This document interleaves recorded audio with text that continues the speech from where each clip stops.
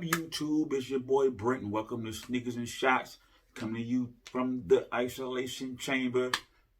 So how everybody doing? Hope everybody's being smart, being safe. But let's get right into it. Today I'm gonna do an unboxing. Got this box in the other day. Haven't had a chance to open it.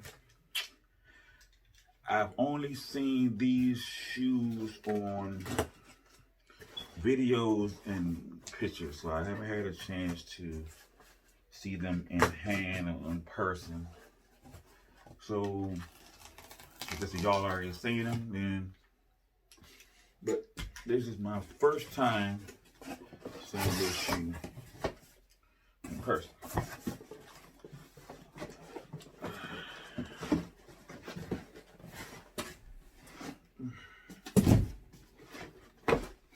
The Yeezy 380 in the mist, in the mist colorway. So this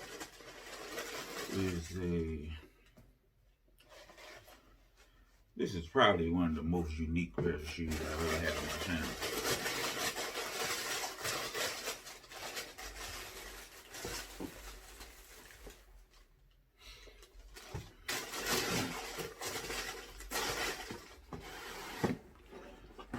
This is definitely the most unique shoe I've ever had on the channel.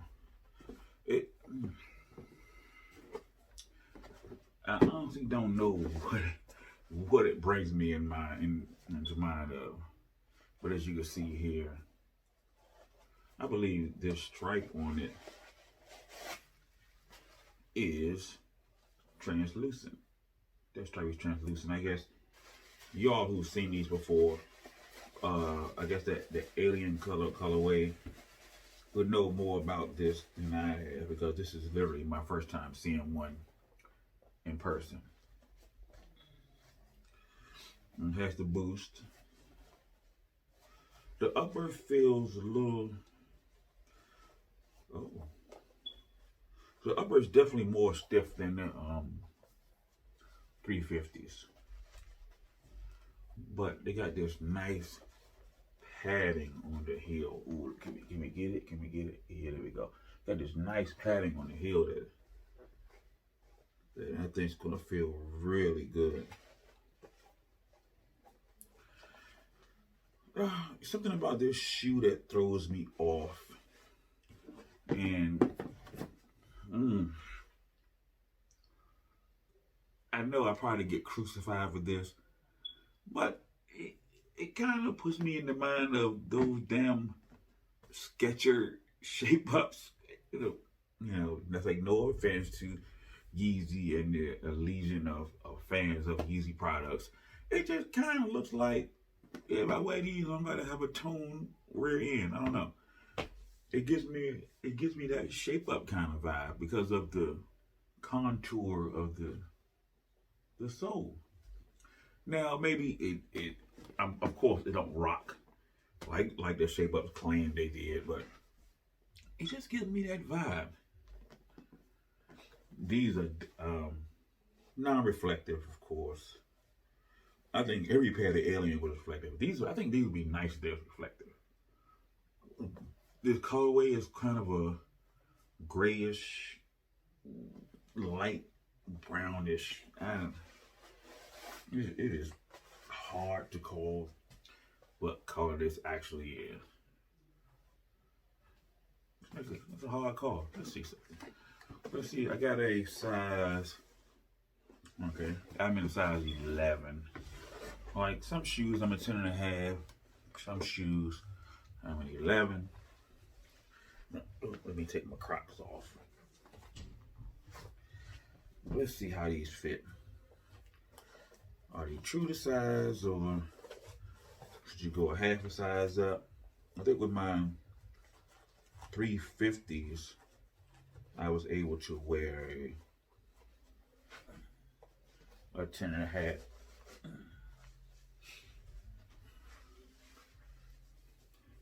These are a little more snugger than the 350s.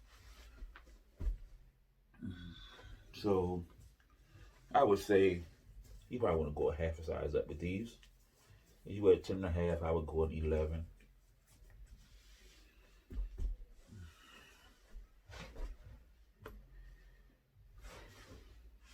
There you go. It's not bad.